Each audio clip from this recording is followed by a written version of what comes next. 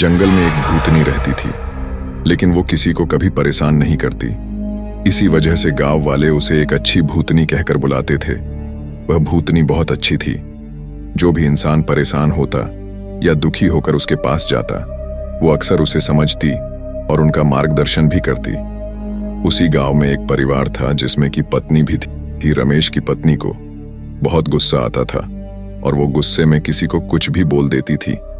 लेकिन ज्यादा गुस्सा और फालतू बोलने की वजह से कभी कभी उसके घर वालों को काफी दुख होता था कि उसे इतनी भी समझ नहीं है कि गुस्से में क्या बोलना चाहिए और क्या नहीं बोलना चाहिए। लेकिन गुस्सा करने के बाद जब उसका गुस्सा शांत होता, तब वो आके माफी भी मांगती कि मेरे से बहुत बड़ी गलती हो गई, मुझे क्षमा करें, आगे से मैं ऐसा बिल्कुल नहीं करूंगी। लेकिन इतना करने के बाद भी उसका गुस्सा कभी खत्म नहीं होता था और वह हर छोटी छोटी बात पे गुस्सा और हर छोटी छोटी बात पे चीजों को काफी गुस्से के बोल ना उसकी आदत बन गई थी।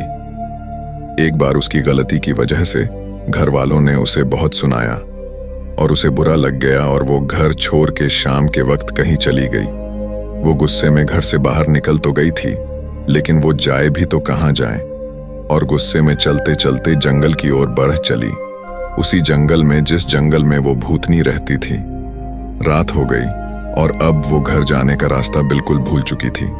उसे पता नहीं था कि आखिर घर किस तरफ से जाया जाए। अब उसे भूख लग रही थी, वो क्या खाए।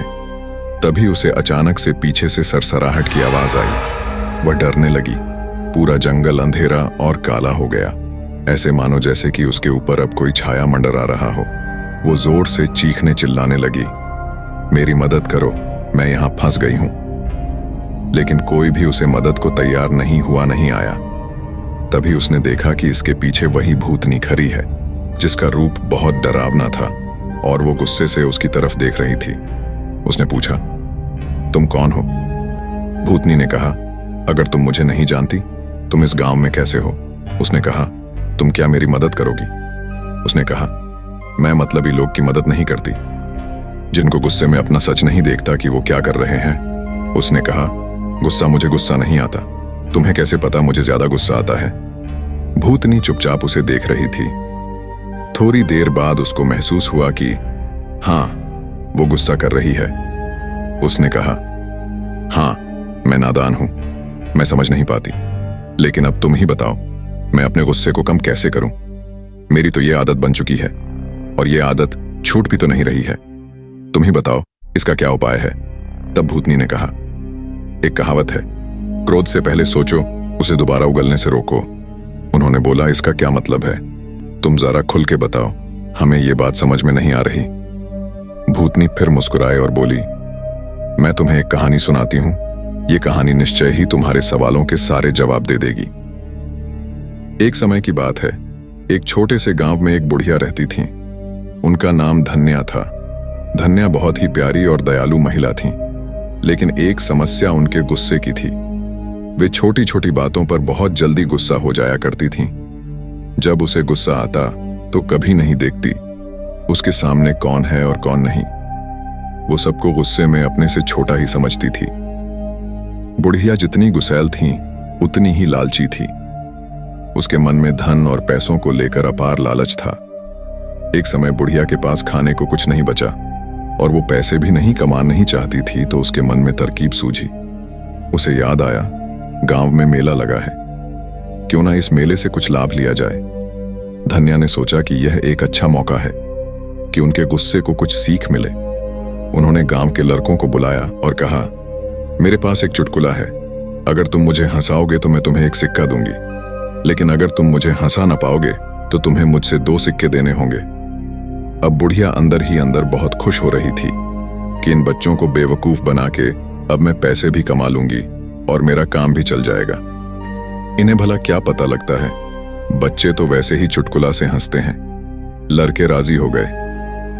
धन्या ने चुटकुला सुनाना शुरू किया, परंतु उनकी बुद्धि इतनी तेज थी, वे सब उस बुढ़िया के बारे में अच्छी तरह जानते थे कि वो लोगों को बेवकूफ बनाती है और वो धन की कितनी लालची है। इसलिए सभी लड़के मिलकर पहले से ही प्लान बना लिए थे कि हमें इसके चुटकुले पर हंसना नहीं है और जो मर्जी हो जाए, हमें बेवकूफ नहीं बनना है।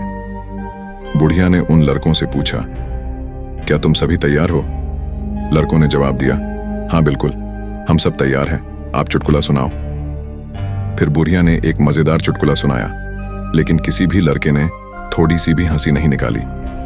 बुढ़िया थरी सहमी, लेकिन उसे 2 सिक्के डबल देने थे, इसीलिए उसने दे दिया। उसके मन में उपाय आया। उसने मन ही मन सोचा, अगले बार वो इससे भी बेहतर चुटकुला सुनाएगी और पक्का सबको हंसा के ही मानेगी। इस बार बरिया ने फिर एक चुटकुला सुनाया, लेकिन इस बार भी कोई लड़का नहीं। अब बरिया थोड़ा गुस्से में आ गई। वो जितनी बार भी चुटकुले सुनाती, गांव में से कोई भी लड़का नहीं हंसता। वे फिर सब धन्या के चुटकुले पर हंसने के बजाय अपनी हंसी को दबा लिया। उसके बाद धन्या ने एक बार फिर कोशिश की और फिर बार बार, लेकिन हर बार उनके पास 2 सिक्के देने ही पड़े। अब उसके पास कोई चारा नहीं बचा। अंत में बुढ़िया ने जितने भी सिक्के लिए थे उन लड़कों को दे दिए और वहां से रोते रोते चली गई। उसने सबक लिया कि आज के बाद वो गुस्सा करना छोड़ देगी। इससे धन्या ने सीख ली कि गुस्सा करने से केवल नुकसान होता है। उन्होंने गुस्से को कम करने का निर्णय लिया और अब उनके गुस्से की बारीकी से संभाल रखते थे। उन्होंने समझ लिया कि हंसी और प्रेम के माध्यम से वे अपने आप को और अपने आसपास के लोगों को खुश रख सकती थीं। उसकी ज्यादा लालच और ज्यादा बोलने की वजह से उसने खुद के पैर पे कुल्हाड़ी मारी थी और अब उसने सभी सारा कुछ गंवा दिया। उसके पास अब पश्चाताप करने को भी कुछ नहीं बचा। अंत में वो खाली हाथ घर को लौट गई। इस कहानी को सुनकर उस औरत ने भूतनी से कहा, अब आप ही बताइए कि गुस्सा को आखिर कम कैसे किया जाए। आप जो बोलेंगे हम निश्चय ही करेंगे। भूतनी ने कहा, अब मैं तुम्हें जो बातें बताने जा रही हूं उसे तुम ध्यान से सुनो, क्योंकि यह बातें तुम्हारी जिंदगी बदलने वाली है। कम गुस्सा रखने के कई फायदे होते हैं जो हमारे स्वास्थ्य, संबंध और मानसिक स्थिति को सुधार सकते हैं। 1. स्वास्थ्य सुधार। ज्यादा गुस्सा रखने से हमारे शारीरिक स्वास्थ्य पर बुरा असर पड़ता है। गुस्से के कारण हृदय रोग, उच्च रक्तचाप, मानसिक तनाव और अन्य स्वास्थ्य समस्याएं हो सकती हैं। ये सच है। ज्यादा गुस्सा इंसान को बीमार बना देता है और ज्यादा गुस्सा करने से इंसान चिड़चिड़ा भी बन जाता है और एक गुस्से वाला इंसान हमेशा अंदर से बीमार ही रहता है। कम गुस्से से शारीरिक स्वास्थ्य सुधरता है। इसीलिए अगर तुम्हें स्वस्थ रहना है और इन सारी बीमारियों से बचना है तो तुम्हें कम गुस्सा करने की आदत डालनी चाहिए। 2. बेहतर संबंध। अधिक गुस्से से आसपास के लोग हमसे दूर हो जाते हैं।